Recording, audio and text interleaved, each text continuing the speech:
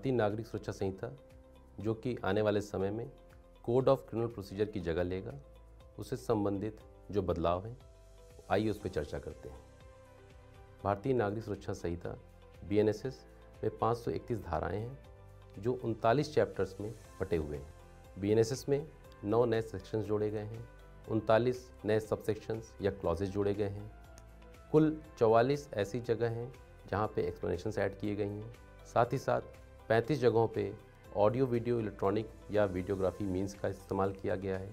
साथ ही 35 जगहों पर टाइमलाइन इंट्रोड्यूस की गई है। ऑडियो वीडियो इलेक्ट्रॉनिक मीन्स और टाइमलाइन को इंट्रोड्यूस कर दो बातों को पूरा करने का पर्पज़ है।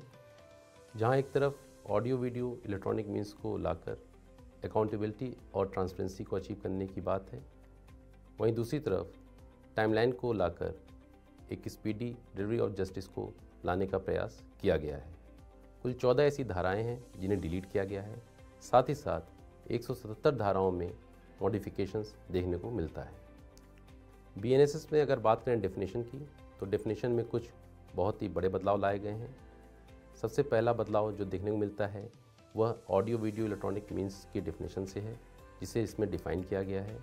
साथ ही साथ पहली बार बेल बॉन्ड और बॉन्ड की डेफिनेशन को भी इसमें समाहित किया गया है। और इसके साथ ही इलेक्ट्रॉनिक कम्युनिकेशंस जिन्हें कई जगहों पर इस्तेमाल किया गया है उसे भी डिफ़ाइन किया गया है। विक्टिम से जुड़ी जो डेफिनेशन पहले से थी CRPC में, उसमें एक बड़ा बदलाव करते हुए विक्टिम की डेफिनेशन को और एक्सपेंड किया गया है, जिसके द्वारा अब एक्यूज्ड के फॉर्मली चार्ज होने की जो रिक्वायरमेंट थी उसे ख़त्म कर दिया गया है।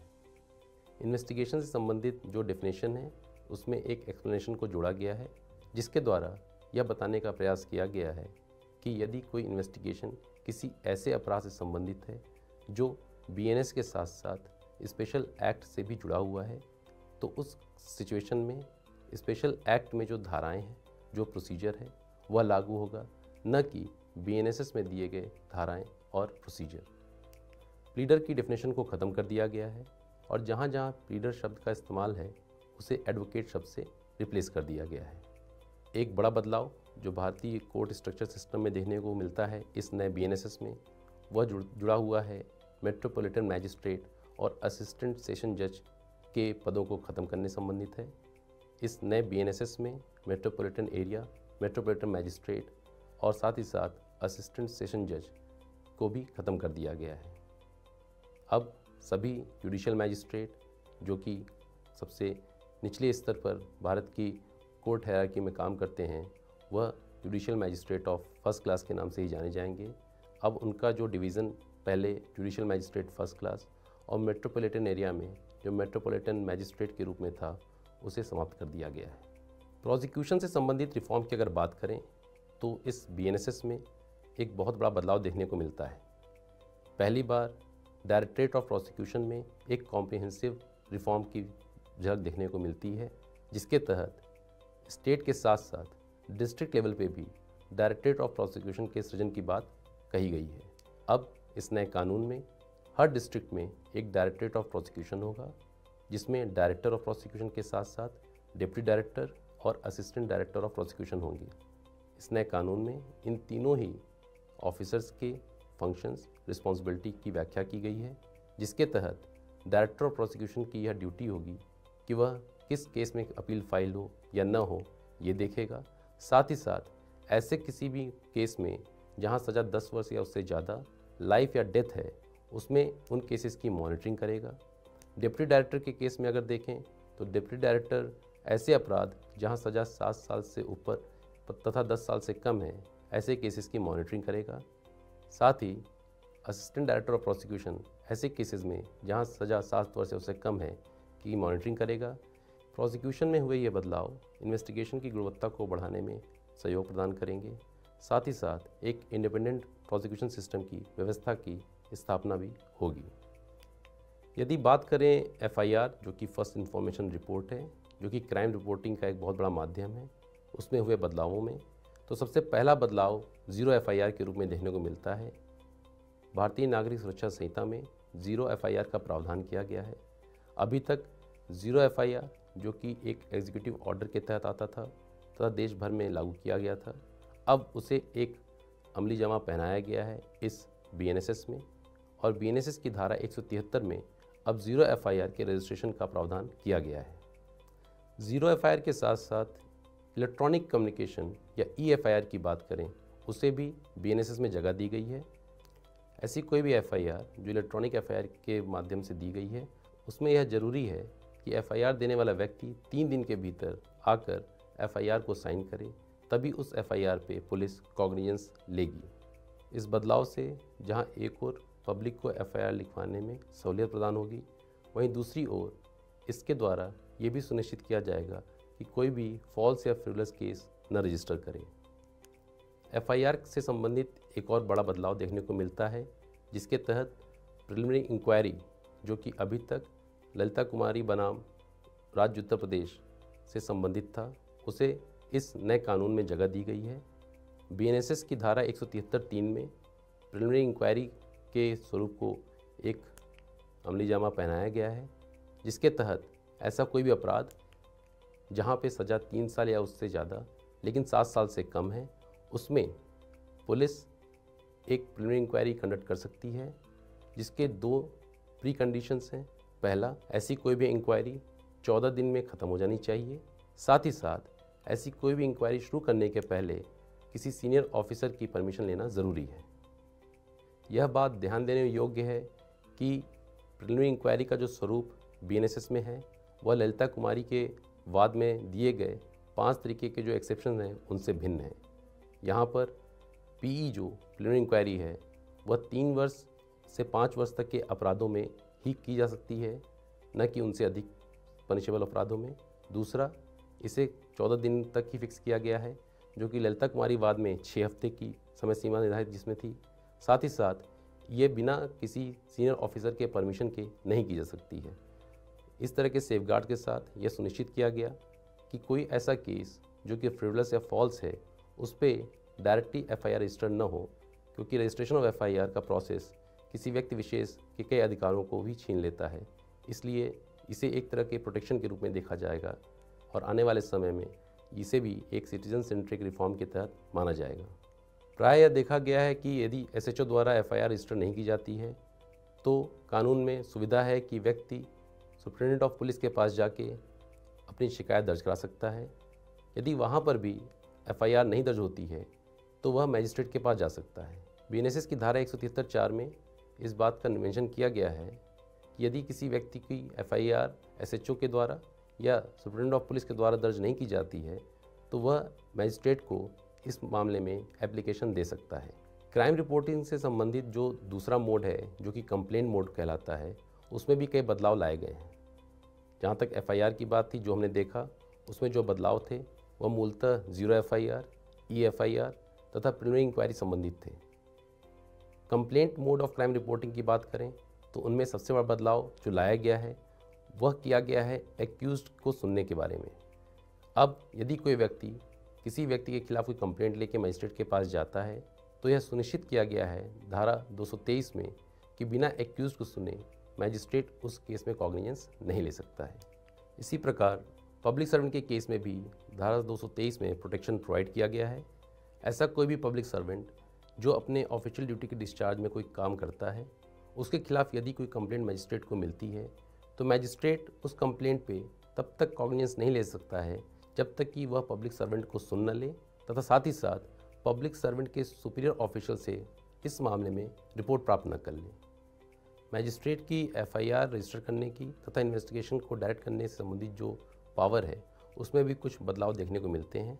सबसे प्रमुख बदलाव जो है वह Priyanka Srivastava versus state of UP के केस से इंस्पायर्ड है, जिसमें एफिडेविट की बात कही गई थी। उस कानून को धारा 175(3) में शामिल किया गया है, जिसके तहत यह कहा गया है कि कोई भी व्यक्ति यदि मजिस्ट्रेट के सम्मुख एप्लीकेशन देता है, तो उसे एप्लीकेशन के साथ साथ एक एफिडेविट देना भी ज़रूरी है। साथ ही मजिस्ट्रेट को उस एफिडेविट के साथ साथ पुलिस वाले को भी सुनना ज़रूरी है और इसके संबंधित जो भी इंक्वायरीज़ करनी है मजिस्ट्रेट वो कर सकता है। इसके बाद ही मजिस्ट्रेट इस तरह का कोई भी डायरेक्शन पुलिस को देगा जो कि FIR रजिस्ट्रेशन संबंधित है या तो इन्वेस्टिगेशन करने से संबंधित है।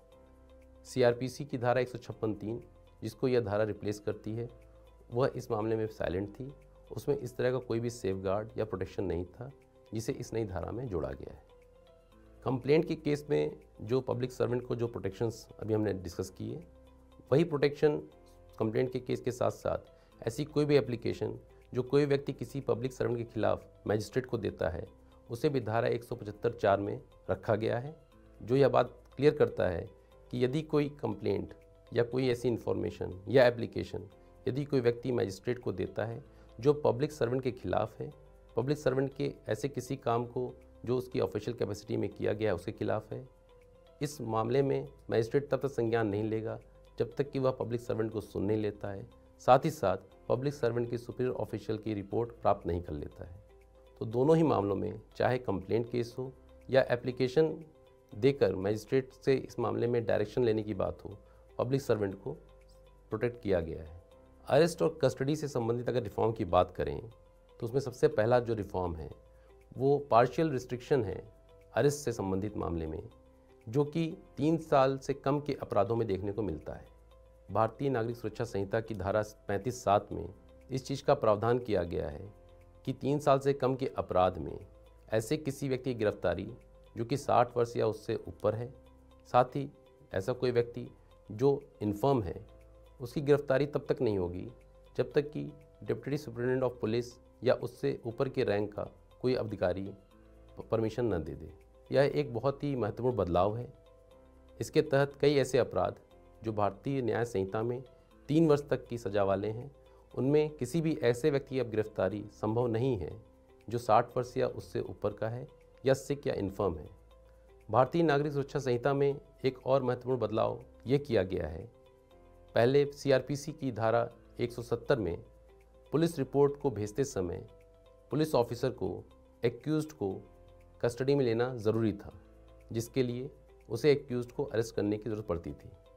अब भारतीय नागरिक सुरक्षा संहिता की धारा 190(1) में इस चीज़ का प्रयोजन किया गया है कि अब पुलिस ऑफिसर बिना एक्यूज्ड को अरेस्ट किए ही अपनी रिपोर्ट को मैजिस्ट्रेट को फॉरवर्ड कर सकता है।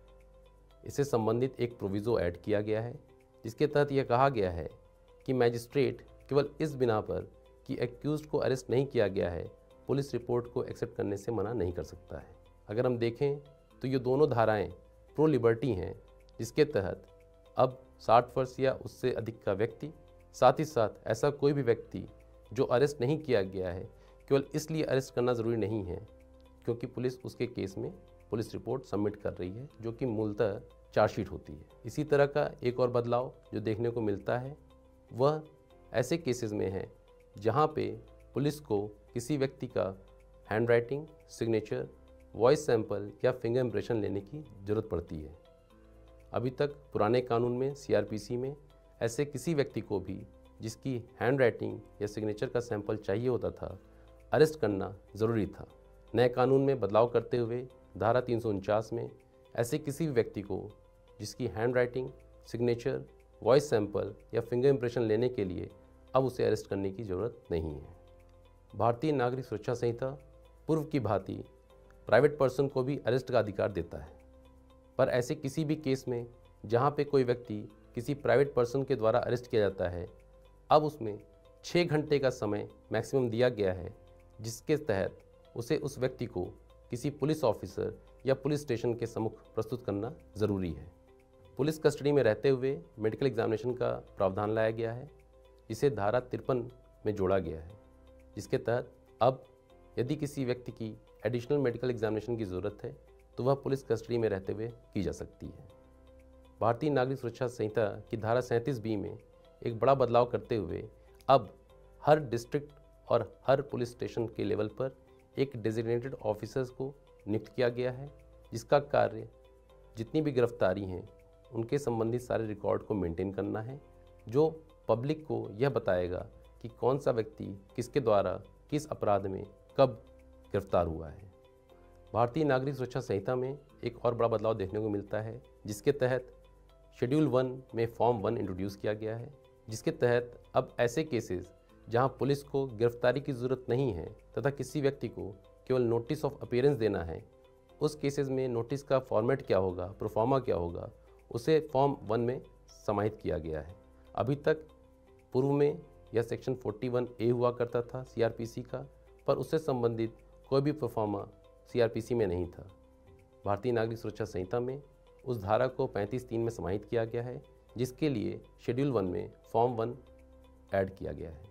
भारतीय नागरिक सुरक्षा संहिता में हथकड़ी के इस्तेमाल को लाया गया है, लेकिन ऐसा करते वक्त इस बात का ध्यान रखा गया है कि हथकड़ी का इस्तेमाल सभी तरह के अपराधों में न हो, साथ ही सभी तरह के अपराधियों के खिलाफ न हो। इस बात का विशेष ध्यान रखा गया है कि किस तरह के अपराध और किस तरह के अपराधियों के खिलाफ ही हथकड़ी का इस्तेमाल हो। धारा 43(3) में यह बताया गया है कि ऐसा कोई भी व्यक्ति जो या तो कस्टडी से भागा हुआ है, या हैबिचुअल और रिपीट ऑफेंडर है, या उसने ऐसे अपराध किए हैं जो हीनस की कैटेगरी में आते हैं, ऑर्गेनाइज क्राइम है, टेररिस्ट एक्ट है, ड्रग रिलेटेड क्राइम है, illegal possession of arms and ammunition है, मर्डर, रेप, सेक्सुअल ऑफेंस इत्यादि जैसे भी ऐसे अपराध हैं, उनमें यदि कोई व्यक्ति वांछित है तो उसकी गिरफ्तारी में हैंडकफ जो कि हथकड़ी है उसका इस्तेमाल किया जा सकता है। हथकड़ी का इस्तेमाल न केवल गिरफ्तारी में बल्कि उस व्यक्ति को कोर्ट के समक्ष प्रस्तुत करते वक्त भी किया जा सकता है। गिरफ्तारी से संबंधित एक बदलाव सेक्शन 50 में देखने को मिलता है, जिसके तहत ऐसे व्यक्ति जिसकी गिरफ्तारी हुई है उसके पास से यदि कोई ऑफेंसिव वेपन है जिसके द्वारा अपराध कृत किया गया है, उसकी इमीडिएट सीजर की बात कही गई है। ऐसे किसी भी ऑफेंसिव वेपन की तुरंत जब्ती की बात को धारा 50 में लाया गया है। भारतीय नागरिक सुरक्षा संहिता की धारा 172 एक नया प्रावधान है, जिसके तहत पुलिस को यह पावर दी गई है कि कोई भी व्यक्ति जो किसी भी डायरेक्शन ऑफ पुलिस को रेसिस्ट कर रहा है, रिफ्यूज़ कर रहा है या डिसरिगार्ड कर रहा है, तो उसे उस व्यक्ति को डिटेन करने की पावर देता है।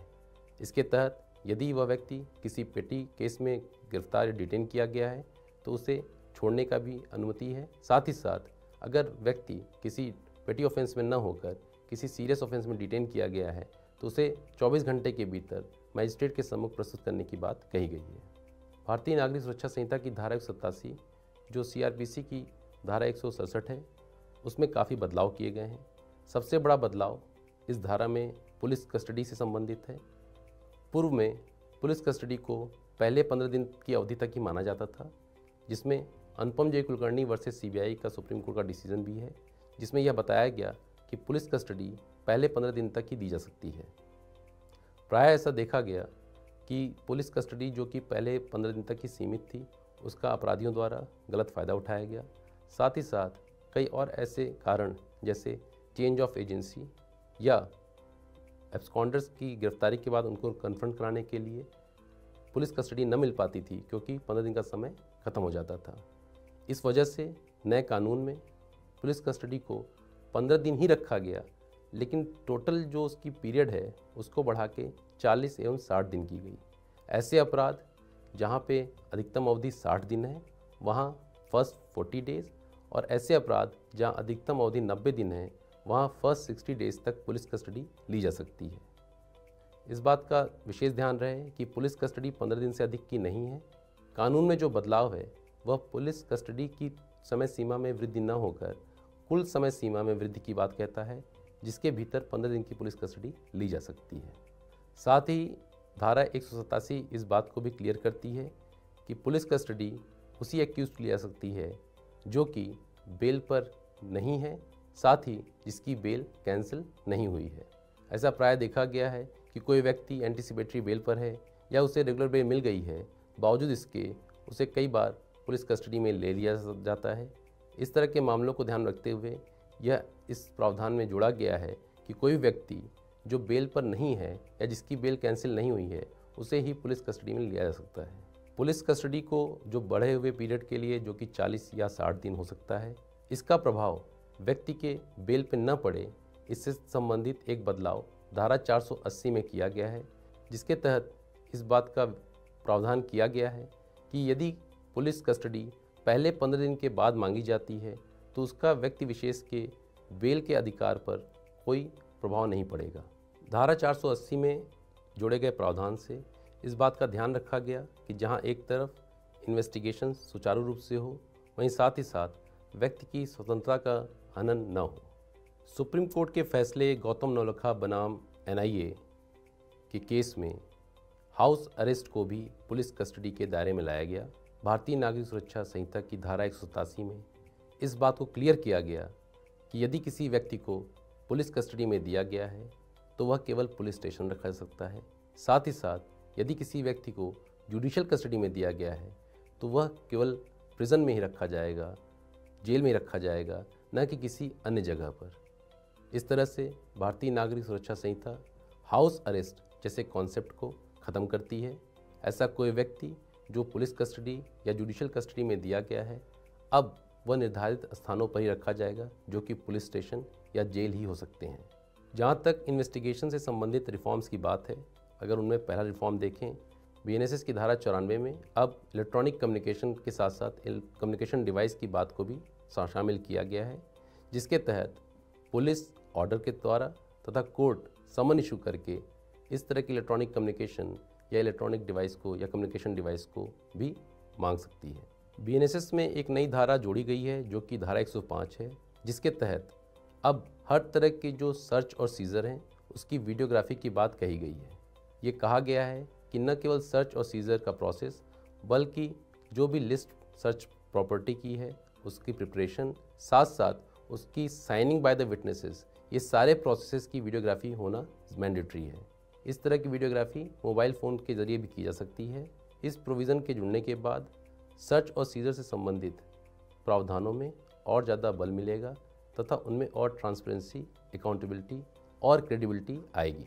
भारतीय नागरिक सुरक्षा संहिता की धारा 107 में पहली बार प्रोसीड्स ऑफ क्राइम के फोरफीचर की बात कही गई है। अभी तक CRPC में कोई भी धारा प्रोसीड्स ऑफ क्राइम के फोरफीचर की बात, अटैचमेंट की बात नहीं करता था। पहली बार धारा 107 में प्रोसीड्स ऑफ क्राइम के न केवल फोरफीचर बल्कि अटैचमेंट की बात भी कही गई है। सर्च विदाउट वारंट के केस में धारा 185 में पूर्व की भांति ही वीडियोग्राफी की बात कही गई है। ऐसी कोई भी सर्च जो police officer without judicial warrant करता है, उस केस में भी सर्वप्रथम उसे अपने रीज़न को केस डायरी में मेंशन करना होगा। साथ ही साथ उसे उस पूरे सर्च की ऑडियो वीडियो इलेक्ट्रॉनिक मीन्स या डिवाइस से रिकॉर्ड करनी होगी और 48 घंटे के भीतर उसे अपनी रिपोर्ट नियरेस्ट मैजिस्ट्रेट को भेजनी होगी। ये तीनों ही सेफगार्ड्स व्यक्ति के प्राइवेसी और लिबर्टी को ध्यान में रख के लाए गए हैं, जिसके तहत ऐसी सर्च जो बिना मैजिस्ट्रेटियल वारंट के की जाती है उसमें इस तरह के सेफगार्ड्स अत्यंत आवश्यक हैं और इन्हें BNSS की धारा 185 में समाहित किया गया है। भारतीय नागरिक सुरक्षा संहिता में एक अन्य बहुत ही महत्वपूर्ण बदलाव देखने को मिलता है जो डिस्पोजल ऑफ केस प्रॉपर्टी की बात करता है। अभी तक इन्वेस्टिगेशन स्टेज पे केस प्रॉपर्टी के डिस्पोजल संबंधित कोई प्रावधान CRPC में नहीं था। BNSS की धारा 497 में पहली बार इन्वेस्टिगेशन की स्टेज पे ही केस प्रॉपर्टी के डिस्पोजल की बात कही गई है, जिसके द्वारा 14 दिन के भीतर कोर्ट ऐसे किसी भी प्रॉपर्टी की वीडियोग्राफी या फोटोग्राफी करवाने के बाद उसके डिस्पोजल की बात कर सकता है।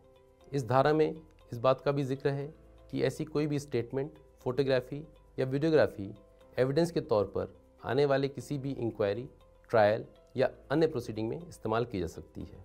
भारतीय नागरिक सुरक्षा संहिता की धारा 175(1) में इस बात का प्रयोजन किया गया है कि यदि कोई अपराध सीरियस नेचर का है या उसका नेचर और ग्रेविटी ऐसा है जो किसी सुपीरियर ऑफिसर से इन्वेस्टिगेशन किया जाना चाहिए, इसके तहत सुपरिटेंडेंट ऑफ पुलिस को इस बात का अधिकार है कि वह किसी DSP रैंक ऑफिसर को डिप्यूट कर सकता है to conduct investigation in such crimes.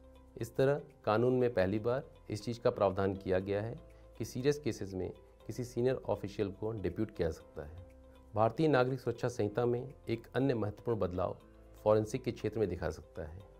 पहली बार इन्वेस्टिगेशन में फॉरेंसिक का इस्तेमाल को जोड़ा गया है। इसे धारा 176(3) में लाया गया है। इसके तहत ऐसे किसी भी अपराध में जहां सज़ा 7 साल या उससे अधिक है, फॉरेंसिक को मैंडेटरी किया गया है।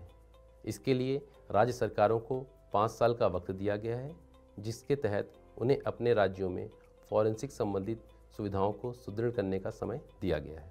असंज्ञेय अपराधों में अभी तक जो सुविधा थी वह इन्फॉर्मेंट को मजिस्ट्रेट के समक्ष भेजने की थी। अब इन्फॉर्मेंट को मजिस्ट्रेट के समक्ष भेजने के साथ साथ पुलिस द्वारा हर 15 दिन में डेली डायरी एंट्री को भी मैजिस्ट्रेट के सम्मुख भेजना मैंडेटरी किया गया है। इसके तहत इस बात की जानकारी मैजिस्ट्रेट को होनी है कि कितने ऐसे अपराध हैं जो असंज्ञेय अपराध की श्रेणी में हैं, जिसमें डेली डायरी एंट्री पुलिस के द्वारा की गई है। इससे संबंधित बदलाव की बात करें तो धारा 179 में इस बात का प्रावधान किया गया है कि ऐसा कोई भी व्यक्ति जो या तो वुमन है या 60 साल से अधिक का है या फिर एक्यूट इलनेस से प्रभावित है, उसे पुलिस स्टेशन में आने की ज़रूरत नहीं है। हालांकि एक प्रोविज़ो का प्रावधान किया गया है जिसके तहत यह बताया गया है कि यदि ऐसा कोई व्यक्ति अपनी इच्छा से पुलिस स्टेशन आना चाहता है तो उसे पुलिस स्टेशन आने की आज़ादी होगी। सीआरपीसी की धारा 164 में जहां स्टेटमेंट और कन्फेशन रिकॉर्ड करने की जिम्मेवारी किसी भी जुडिशियल मैजिस्ट्रेट के पास थी, उसे भारतीय नागरिक सुरक्षा संहिता की धारा 183 में घटाकर उस डिस्ट्रिक्ट के जुडिशियल मैजिस्ट्रेट को ही सौंपा गया है जहां पर अपराध रजिस्टर हुआ हो। ऐसा करने से अब केवल उस डिस्ट्रिक्ट का जुडिशियल मैजिस्ट्रेट ही कन्फेशन या स्टेटमेंट रिकॉर्ड कर सकता है जहां पर अपराध रजिस्टर हुआ है। धारा 183 में एक अन्य महत्वपूर्ण बदलाव अगर देखा जाए तो वह recording of statement of witnesses से संबंधित है, जिसके तहत 10 वर्ष या उससे अधिक के पनिशेबल ऑफेंस में जुडिशियल मैजिस्ट्रेट को मैंडेटरी रिकॉर्ड करना है स्टेटमेंट ऐसे किसी भी व्यक्ति का जो पुलिस द्वारा उसके समक्ष लाया गया हो। अगर देखा जाए तो यह एक बहुत बड़ा बदलाव है। इसके तहत अब ऐसे किसी भी अपराध में जहां सज़ा 10 वर्ष या उससे ज़्यादा की है, अगर पुलिस को लगता है कि किसी भी विटनेस की स्टेटमेंट को मैजिस्ट्रेट के द्वारा रिकॉर्ड किया जाना चाहिए, तो वह इस धारा में ऐसे किसी भी विटनेस की स्टेटमेंट को रिकॉर्ड करवा सकता है, जो केस को और सुदृढ़ या मजबूत बनाएगी। जहां तक रेप विक्टिम की स्टेटमेंट रिकॉर्ड करने से संबंधित प्रावधान है, उसमें एक बदलाव किया गया है, जिसके तहत अब ऐसे किसी भी रेप विक्टिम की स्टेटमेंट को रिकॉर्ड करने को ऑडियो वीडियो इलेक्ट्रॉनिक मीन्स से रिकॉर्ड करने की बात को भी लाया गया है। साथ ही साथ एक और प्रोटेक्शन रेप विक्टिम्स को दिया गया है, जिसके तहत धारा 183(6)A में यह कहा गया है कि ऐसे किसी भी रेप विक्टिम की स्टेटमेंट की रिकॉर्डिंग लेडी जुडिशियल मैजिस्ट्रेट के द्वारा ही की जाएगी, और यदि ऐसी कोई लेडी जुडिशियल मैजिस्ट्रेट अवेलेबल नहीं है तो इसकी रिकॉर्डिंग कोई मेल जुडिशियल मैजिस्ट्रेट कर सकता है, परंतु किसी महिला के प्रेजेंस में ही। यह दोनों बदलाव रेप विक्टिम को ध्यान में रखते हुए किए गए हैं, जिसके द्वारा ऑडियो वीडियो इलेक्ट्रॉनिक मीन्स को इंट्रोड्यूस किया गया है रिकॉर्डिंग ऑफ स्टेटमेंट के मामले में। साथ ही साथ महिला जुडिशियल मैजिस्ट्रेट के द्वारा ही स्टेटमेंट की रिकॉर्डिंग करने की बात कही गई है। इन्वेस्टिगेशन से संबंधित अगर अन्य बदलावों की बात करें तो एक बदलाव फर्दर इन्वेस्टिगेशन के क्षेत्र में है, जिसमें 90 दिन की समय सीमा का निर्धारण किया गया है। यदि पुलिस को फर्दर इन्वेस्टिगेशन करने की आवश्यकता है ट्रायल के दौरान, तो वह अब केवल कोर्ट की सहमति से होगी। साथ ही साथ 90 दिनों के भीतर इसका समापन करना अनिवार्य होगा। दूसरा बदलाव डीम्ड सैंक्शन रिलेटेड है। यदि कोई पब्लिक अथॉरिटी किसी केस में सैंक्शन देने में देरी करती है, उसके लिए समय सीमा का निर्धारण किया गया है, जो कि कुल 120 दिन है। यदि 120 दिन में सैंक्शन नहीं आता है तो डीम्ड सैंक्शन मान लिया जाएगा। इससे ऐसे सभी केसेस जो सैंक्शन न मिलने के कारण पेंडिंग हैं, उनमें तेजी आएगी तथा ऐसे सारे केसेस में डीम्ड सैंक्शन मान लिया जाएगा और केस आगे बढ़ेगा। पुलिस रिपोर्ट और सप्लाई ऑफ डॉक्यूमेंट्स से संबंधित अगर रिफॉर्म की बात करें तो जो सबसे पहला रिफॉर्म देखने को मिलता है वह पुलिस रिपोर्ट सबमिट करने संबंधित है, जिसके तहत अब धारा 193(3)I में एक बदलाव लाया गया है, जो अब पुलिस रिपोर्ट को मैजिस्ट्रेट के सम्मुख इलेक्ट्रॉनिक मीन से भी सबमिट करने की बात कहता है। अभी तक पुलिस रिपोर्ट जो कि एक डॉक्यूमेंट के फॉर्म में होता है, उसे इलेक्ट्रॉनिक फॉर्म में सबमिट करने की बात नहीं थी। उसे भारतीय नागरिक सुरक्षा संहिता में इंट्रोड्यूस किया गया है और अब पुलिस रिपोर्ट को इलेक्ट्रॉनिक फॉर्म में भी सबमिट किया जा सकता है। इस बदलाव को और भी तरीके से समझा जा सकता है। पहला, जहां तक कॉग्निजेंस की बात है तो मैजिस्ट्रेट द्वारा ऐसी किसी भी पुलिस रिपोर्ट को जो इलेक्ट्रॉनिक फॉर्म में सबमिट की गई है उस पर कॉग्निजेंस लेने की बात करता है। साथ ही साथ मैजिस्ट्रेट द्वारा जब एक्यूज्ड को सप्लाई करने की बात आती है पुलिस रिपोर्ट और बाकी डॉक्यूमेंट, तो उसको वह अब इलेक्ट्रॉनिक फॉर्म में ही सप्लाई कर सकता है। तो जो पुलिस रिपोर्ट इलेक्ट्रॉनिक फॉर्म में सबमिट हुई है, मैजिस्ट्रेट उसी पुलिस रिपोर्ट पे कॉग्निजेंस ले सकता है। साथ ही साथ एक्यूज्ड को भी वही पुलिस रिपोर्ट इलेक्ट्रॉनिक फॉर्म में सप्लाई किया जा सकता है। इस पूरे प्रोसेस के दौरान जो बचत होगी वो समय की होगी और यह समय की बचत एक स्पीडी जस्टिस की तरफ ले जाएगा। भारतीय नागरिक सुरक्षा संहिता में इस बात का भी प्रावधान किया गया है कि पुलिस द्वारा ही पुलिस रिपोर्ट सबमिट करते समय मजिस्ट्रेट के सम्मुख इस बात का ध्यान रखा जाए कि कितने एक्यूज्ड हैं, साथ ही साथ उनके हिसाब से ही उतने ही नंबर ऑफ कॉपीज़ को मजिस्ट्रेट के सम्मुख सबमिट किया जाए जितने एक्यूज्ड हैं। उसके लिए ज़रूरी है, जैसे कि पहले बताया गया, यह नया प्रावधान भी स्पीडी जस्टिस ओरिएंटेड ही है। भारतीय न्याय संहिता, भारतीय नागरिक सुरक्षा संहिता एवं भारतीय साक्ष्य अधिनियम तीनों ही कानूनों में इलेक्ट्रॉनिक मीन्स, इलेक्ट्रॉनिक डिवाइसेस का इस्तेमाल किया गया है। यह देखते हुए भारतीय नागरिक सुरक्षा संहिता की धारा 193(3) में इस बात का प्रयोजन किया गया है कि ऐसे किसी भी केस में जहां पे इलेक्ट्रॉनिक डिवाइस एविडेंस का माध्यम है या एविडेंस के रूप में है, उसके संबंध में जो उसकी सीक्वेंस ऑफ कस्टडी है उसकी भी एक डिटेल रिपोर्ट पुलिस रिपोर्ट के साथ मजिस्ट्रेट के सम्मुख प्रस्तुत की जाए। समनिंग प्रोसेस से संबंधित रिफॉर्म में सबसे बड़ा बदलाव इलेक्ट्रॉनिक मीन्स के इंट्रोडक्शन से संबंधित है। अब पुलिस एवं कोर्ट दोनों के ऊपर ये जिम्मेदारी है कि वह व्यक्ति विशेष के address, email ID, phone number सभी को रिकॉर्ड करें, ताकि ऐसे किसी भी मौके पर जहां पे इशुएंस या सर्विस ऑफ समन्स अगर इलेक्ट्रॉनिक फॉर्म में करना है तो वह त्वरित गति से हो पाए। इस संबंध में धारा 70 में बदलाव किया गया है, जिसके तहत अब सर्विस ऑफ समन्स को इलेक्ट्रॉनिक मीन्स के तहत अलाउ किया गया है। साथ ही साथ धारा 64 में एक रजिस्टर को मेंटेन करने की बात कही गई है, जो पुलिस स्टेशन और कोर्ट दोनों स्तर पर होगा, जहां पे व्यक्ति के address, email address, phone number इत्यादि का रिकॉर्ड रखा जाएगा। समनिंग प्रोसेस में एक बहुत बड़ा बदलाव जो देखने को मिलता है वह धारा 66 में है। धारा 66 में यह बदलाव जेंडर न्यूट्रलिटी की तरफ है। पहले वुमन को एडल्ट फैमिली मेम्बर की कैटेगरी में शामिल नहीं किया गया था। उस प्रावधान को बदलते हुए अब धारा 66 में एडल्ट फैमिली मेम्बर में वुमन को भी शामिल किया गया है। ऐसे किसी भी केस में जहां समन इशू हुआ है और सर्विस करते वक्त यदि घर में कोई महिला ही है और एडल्ट महिला है, तो उस सिनेरियो में अब पुलिस द्वारा उस समन को सर्व किया जा सकता है। सीआरपीसी में ये एक हर्डल था। सीआरपीसी में इस तरह के केसेस में एडल्ट मेल मेंबर की व्यवस्था थी, जिसे अब दूर करके एडल्ट फैमिली मेंबर ही कर दिया गया है। समनिंग के इस प्रोसेस को इलेक्ट्रॉनिक फॉर्म में लाने के लिए धारा 227 में बदलाव किया गया है, जहां अब इशुएंस और सर्विस ऑफ समन्स को भी इलेक्ट्रॉनिक मीन्स के तहत किया सकता है। प्रोक्लेम्ड ऑफेंडर के संदर्भ में जो बदलाव देख कह सकते हैं वह बहुत ही महत्वपूर्ण है। मुख्यतः यह 3 है। पहला, जो स्कोप है प्रोक्लेम्ड ऑफेंडर का उसे और बढ़ाया गया है। पहले केवल 19 अपराधों में ही किसी व्यक्ति को प्रोक्लेम्ड ऑफेंडर डिक्लेयर किया जा सकता था। अब ऐसे किसी भी अपराध में जहां सज़ा 10 वर्ष या उससे ज़्यादा है में व्यक्ति को प्रोक्लेम्ड ऑफेंडर डिक्लेयर किया जा सकता है। ऐसा करने से भारतीय न्याय संहिता के 100 से अधिक अपराधों में अब किसी व्यक्ति को प्रोक्लेम्ड ऑफेंडर डिक्लेयर किया जा सकता है। जिसे प्रोक्लेम्ड ऑफेंडर डिक्लेयर किया गया है, यदि उसकी कोई प्रॉपर्टी किसी दूसरे देश में सिचुएटेड है, उसे कोर्ट के द्वारा अटैच करने की, फोरफिट करने की सुविधा प्रदान करने के लिए यह नया सेक्शन ऐड किया गया है। साथ ही साथ एक बहुत बड़ा बदलाव देखने को मिलता है ट्रायल इन एब्सेंशिया के रूप में, जो धारा 356 में जोड़ा गया है। ऐसे कोई भी व्यक्ति जिसे प्रोक्लेम्ड ऑफेंडर डिक्लेयर किया गया है और यदि वह ट्रायल में सामने नहीं आता है, कोर्ट में प्रस्तुत नहीं करता है अपने आप को, उसके खिलाफ अब उसकी एब्सेंट में ही ट्रायल किया सकता है। अभी तक यह सुविधा केवल एविडेंस की स्टेज पर थी और एविडेंस लेने के बाद उस व्यक्ति का इंतज़ार किया जाता था और उसके आने पर ही ट्रायल हो सकता था।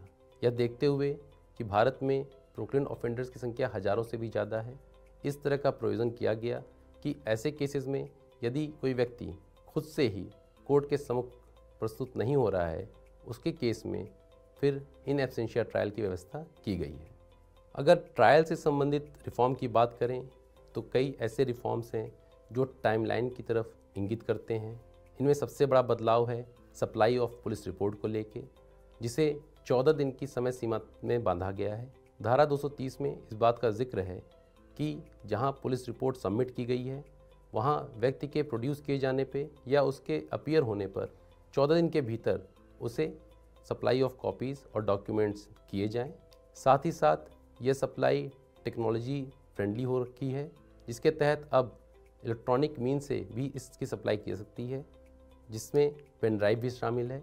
यदि डॉक्यूमेंट्स वॉल्यूमिनस हैं, उस सिनेरियो में पहले केवल इंस्पेक्शन का राइट मिलता था, लेकिन अब भारतीय नागरिक सुरक्षा संहिता में ऐसे किसी भी केसेस में उसे इलेक्ट्रॉनिक मीन्स से ऐसे डॉक्यूमेंट फर्निश करने का अधिकार दिया गया है। टाइमलाइन की बात करें तो कमिटल के केस में भी टाइमलाइन का प्रावधान किया गया है जो 90 दिन का है, जिसके तहत मैजिस्ट्रेट द्वारा कॉग्निजेंस लेने के 90 दिन के भीतर केस को सेशंस कोर्ट को कमिट करना ज़रूरी होगा, जिसे 180 दिन तक बढ़ाया जा सकता है। साथ ही साथ यदि कोई एप्लीकेशन एक्यूज द्वारा या विक्टिम द्वारा फाइल की गई है, उसे भी मैजिस्ट्रेट को कमिटल के साथ साथ सेशंस कोर्ट को ट्रांसफ़र करना ज़रूरी होगा। जहाँ तक बात करें सेशंस ट्रायल में टाइमलाइन की, तो सबसे पहला टाइमलाइन जो देखने को मिलता है वो फाइलिंग ऑफ डिस्चार्ज एप्लीकेशन के सिनेरियो में है, जहाँ पर 60 दिन का विंडो दिया गया है और 60 दिन का window it starts from the date of committal. Committal से 60 दिन के भीतर एक्यूज्ड को अगर डिस्चार्ज एप्लीकेशन फाइल करनी है सेशंस ट्रायल केस में तो वह फाइल कर सकता है। साथ ही फ्रेमिंग ऑफ चार्ज की भी टाइमलाइन को फिक्स किया गया है, जिसे भी 60 दिन की अवधि से बांधा गया है। 60 दिन की अवधि यह फ्रेमिंग ऑफ चार्ज पे फर्स्ट हियरिंग से शुरू होगी। सेशंस ट्राइबल केसेस में अब चार्ज फ्रेमिंग फर्स्ट हियरिंग से 60 दिन के भीतर हो जानी चाहिए। इसका प्रावधान धारा 251 में किया गया है। एक अन्य महत्वपूर्ण बदलाव जो भारतीय नागरिक सुरक्षा संहिता में देखने को मिलता है वो deposition of evidence of witnesses by audio video electronic means है। इसके तहत धारा 254 में इसका प्रावधान किया गया है कि प्रोसेसेस को और एक्सपीडाइट करने के लिए टेक्नोलॉजी के इस्तेमाल के द्वारा अब किसी भी विटनेस की डिपोजिशन टेस्टिमनी को ऑडियो वीडियो इलेक्ट्रॉनिक मीन्स से किया जा सकता है। ऐसा करने के लिए deposition of witness through audio video electronic means को वारंट ट्रायल केसेस में भी समाहित किया गया है। धारा 265 में इस बात का जिक्र है कि कैसे किसी भी विटनेस की examination audio video electronic means से की जा सकती है। भारतीय नागरिक सुरक्षा संहिता में टाइमलाइन डिलीवरी ऑफ जजमेंट के साथ साथ अपलोडिंग ऑफ जजमेंट की कॉपी जो है उससे भी जोड़ा गया है। इन दोनों तरीक़ों से एक स्पीडियर जस्टिस डिलीवरी सिस्टम की बात रखी गई है। धारा 258 में जहां 30 दिन का समय दिया गया है आर्गुमेंट खत्म होने से जजमेंट डिलीवर करने को लेकर, वहीं 7 दिन का समय दिया गया है जजमेंट की कॉपी को कोर्ट के पोर्टल पर अपलोड करने को लेकर। मैजिस्ट्रेट ट्राइबल वारंट केसेस में भी समय सीमा का निर्धारण किया गया है। सबसे पहले डिस्चार्ज एप्लीकेशन की बात करें तो उसमें भी समय सीमा 60 दिन निर्धारित की गई है, जो कि एक्यूज्ड को कॉपी सप्लाई होने के बाद से शुरू होगी।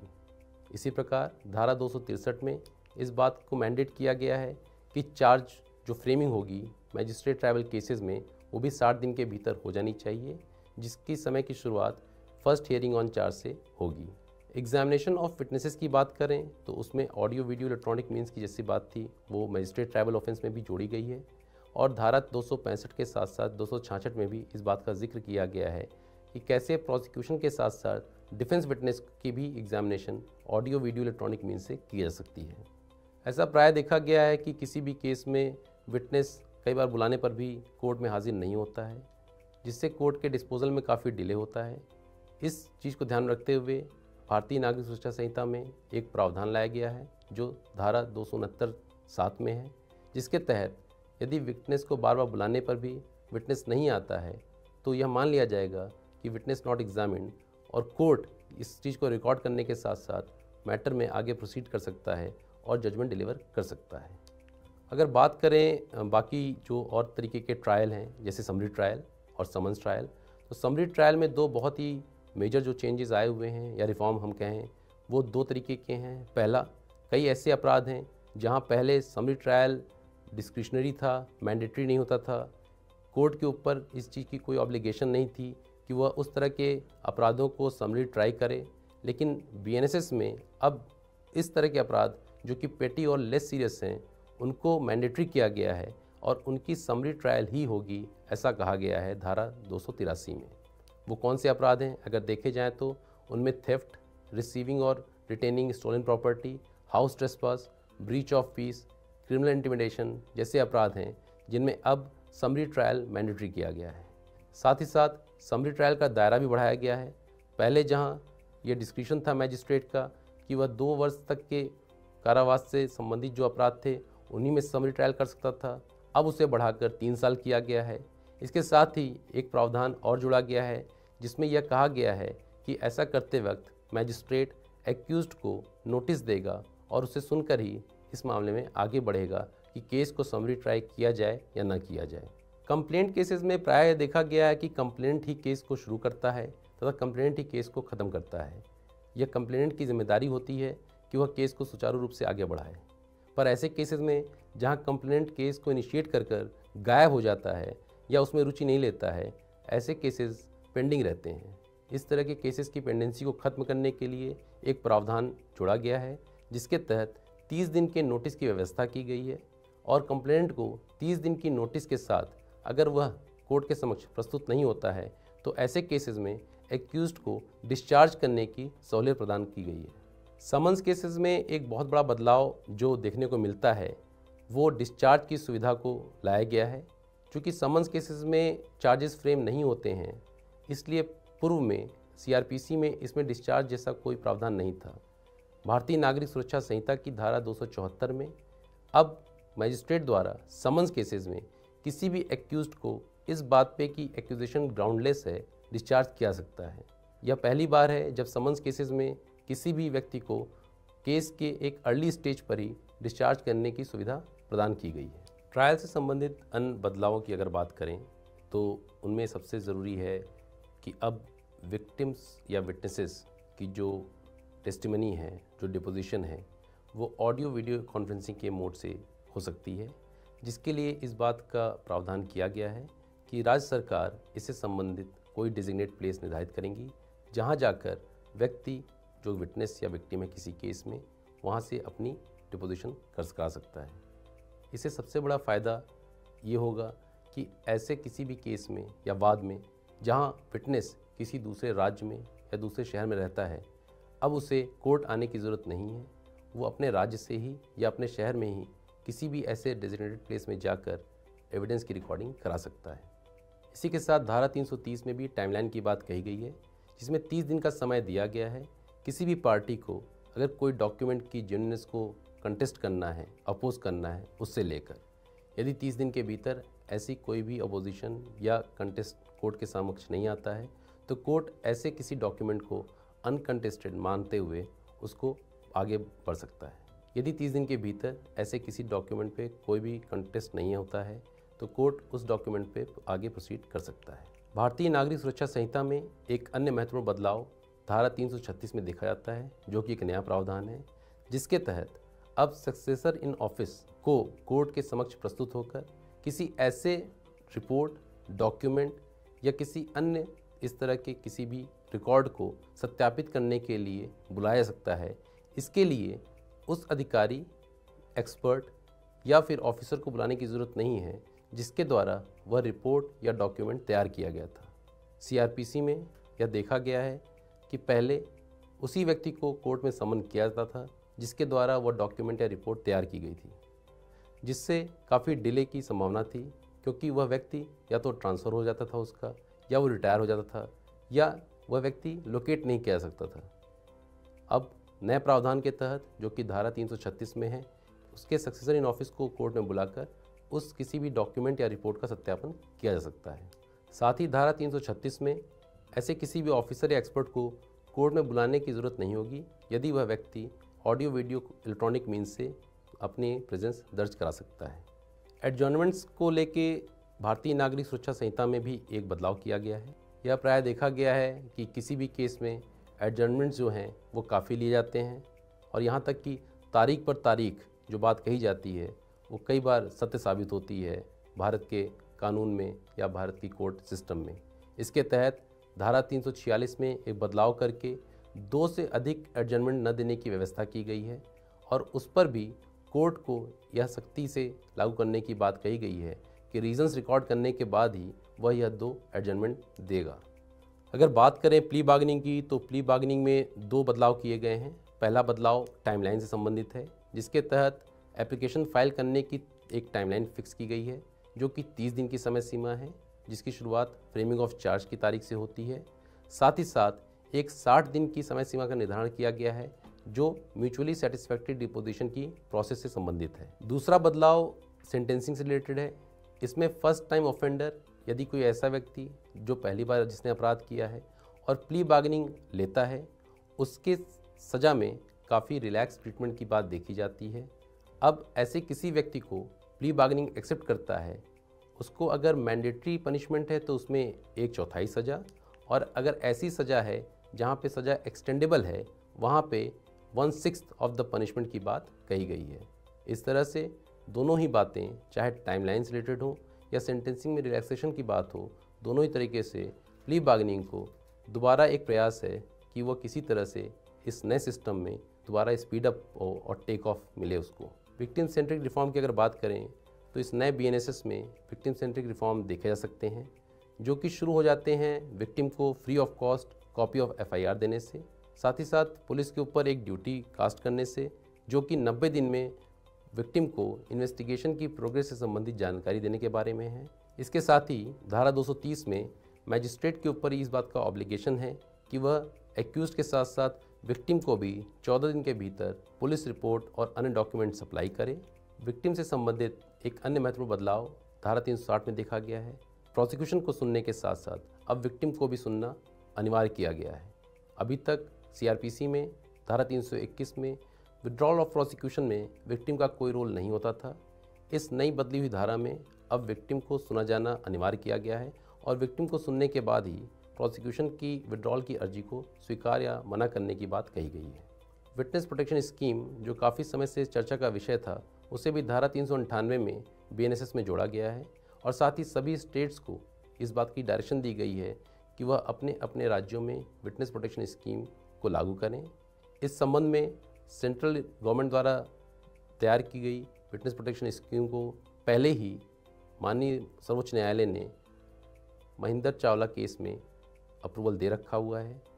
कहीं ना कहीं राज्य सरकारों द्वारा यह स्कीम कारगर साबित होगी, और इस स्कीम के साथ राज्य सरकारें अपने अपने राज्यों में एक इफ़ेक्टिव विटनेस प्रोटेक्शन स्कीम ला सकती हैं, जिससे विटनेसेस से जुड़ी जो भी प्रॉब्लम्स हैं, जिसकी वजह से विटनेसेस हॉस्टाइल हो जाते हैं, उन पे रोक लगेगी।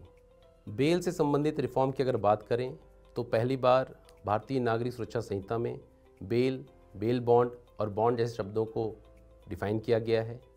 साथ ही साथ अंडर ट्रायल जो प्रिजनर्स हैं, उनमें बेल से संबंधित एक महत्वपूर्ण बदलाव किया गया है। ऐसा कोई भी व्यक्ति जो पहली बार अपराध करता है, अब उसे आधी की जगह 1/3 सज़ा काटने पर ही बेल मिल जाएगी, ऐसा प्रावधान है। साथ ही साथ एक और बदलाव किया गया है, जिसके तहत यदि कोई व्यक्ति 1 से अधिक केसेस में अगर अंडर ट्रायल है, तो उसे तब तक रिहा नहीं किया जाएगा जब तक कि वह बाकी के केसेस में बेल नहीं पा जाता है। तो ऐसा कोई व्यक्ति जो 1 से अधिक अपराध में जेल में बंद है, उसे केवल इस वजह से बेल नहीं मिल जाएगी क्योंकि उसकी एक केस में उसने आधी सज़ा काट ली है। यदि उसके खिलाफ किसी दूसरे अपराध में सज़ा की अवधि बची रहती है तो उसे जेल में ही रहना पड़ेगा। अंडर ट्रायल बेल से संबंधित एक बहुत महत्वपूर्ण बदलाव किया गया है, जिसके तहत अब जेल सुपरिटेंडेंट को इस बात के लिए बाध्य किया गया है कि यह उसकी जिम्मेदारी होगी कि यदि कोई ऐसा व्यक्ति जिसने 1/3 या आधी सज़ा काट ली है, उसके केस में कोर्ट के समक्ष उसकी बेल एप्लीकेशन को प्रस्तुत करने की जिम्मेदारी अब उस जेल सुपरिटेंडेंट की होगी जहां पे वह व्यक्ति बंद है। अंडर ट्रायल बेल से संबंधित एक अन्य बदलाव जो देखने को मिलता है वह उम्र कैद की सज़ा से संबंधित है। ऐसे सभी अपराध जहां सज़ा उम्र कैद या डेथ है, उनमें अब अंडर ट्रायल बेल की सुविधा नहीं है। CRPC की धारा 437A जो एक्विटल के केसेस में बेल की बात करती है, उसमें प्रावधान था कि यदि कोई व्यक्ति कोर्ट द्वारा बाइज्जत बरी किया जाता है तो उससे भी बेल की मांग की जाती थी। ऐसी बेल एक श्योरिटी बेल होती थी, न कि पर्सनल बॉन्ड बेल, जिसकी वजह से कोई व्यक्ति जो कि कोर्ट से एक्विट होने के बाद भी जेल में केवल इसलिए रहता था क्योंकि उसके पास कोई श्योरिटी नहीं होता था। भारतीय नागरिक सुरक्षा संहिता की धारा 483 में अब ऐसे मामले में श्योरिटी बेल के साथ साथ पर्सनल बॉन्ड बेल की बात भी कही गई है, जिसके तहत अब कोई ऐसा व्यक्ति केवल इस वजह से जेल में नहीं रहेगा जिसे एक्विट किया गया है और उसके पास कोई श्योरिटी नहीं है देने के लिए। आखिरी में अगर बात करें तो मर्सी पिटीशन और कम्यूटेशन ऑफ सेंटेंस को लेकर भी इस नई भारतीय नागरिक सुरक्षा संहिता में काफ़ी बदलाव किए गए हैं। पहली बार मर्सी पिटीशन का प्रोसीजर भारतीय नागरिक सुरक्षा संहिता में लाया गया है, जिसे धारा 472 में समाहित किया गया है, जिसके तहत अब किसी भी व्यक्ति द्वारा 30 दिन के भीतर राज्यपाल के समक्ष और 60 दिन के भीतर राष्ट्रपति के समक्ष मर्सी पिटीशन फाइल करने की बात कही गई है। साथ ही सुप्रिटेंडेंट ऑफ जेल के ऊपर इसका दायित्व है कि वह यह देखे कि कौन सा कन्विक्ट ऐसा है जिसके लिए मर्सी पिटीशन फाइल होनी है। साथ ही अगर एक ही केस में एक से अधिक डेथ रो कन्विक्ट हैं तो यह सुप्रिटेंडेंट ऑफ जेल का दायित्व है कि उन सभी कैदियों का एक साथ मर्सी पिटीशन फाइल हो। कई बार ऐसा देखा गया है कि मर्सी पिटीशन फाइल करते वक्त इसे एक डिले टैक्टिक्स की तरफ यूज़ किया जाता है। इस चीज़ को ध्यान रखते हुए इस प्रावधान का सृजन किया गया है। कम्यूटेशन ऑफ सेंटेंस को लेकर जो धारा 474 में बदलाव किए गए हैं वह काफ़ी गंभीर हैं। सीआरपीसी के अंतर्गत यह देखा गया कि कोई भी सरकार मौत की सज़ा को भी किसी और सज़ा से रिप्लेस कर सकती थी। कहने का तात्पर्य यह है कि किसी को यदि मौत की सज़ा हुई है तो उसे फाइन की सज़ा से रिप्लेस किया जा सकता था।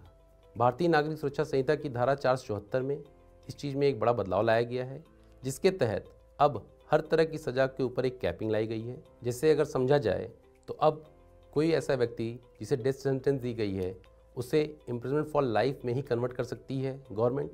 साथ ही साथ ऐसा कोई व्यक्ति जिसे उम्र कैद की सज़ा दी गई है उसे कम से कम 7 साल जेल में रहना अनिवार्य होगा। इसी तरह अन्य सज़ाओं में भी एक कैपिंग की गई है। पहले इनमें कोई कैपिंग नहीं हुआ करती थी और डेथ रो जो कन्विक्ट है उसे भी फाइन की सज़ा में बदलकर एप्रोप्रिएट जो गवर्नमेंट थी या जो सरकार थी वो उसमें बदलकर उसे बाहर निकाल सकती थी या उसे रिहा कर सकती थी। इस चीज़ में यह बदलाव लाया गया है कि हर तरह की सज़ा में एक कैपिंग रखी गई है, जिसके तहत अब कैदी को मिनिमम उतनी सज़ा काटनी ज़रूरी है।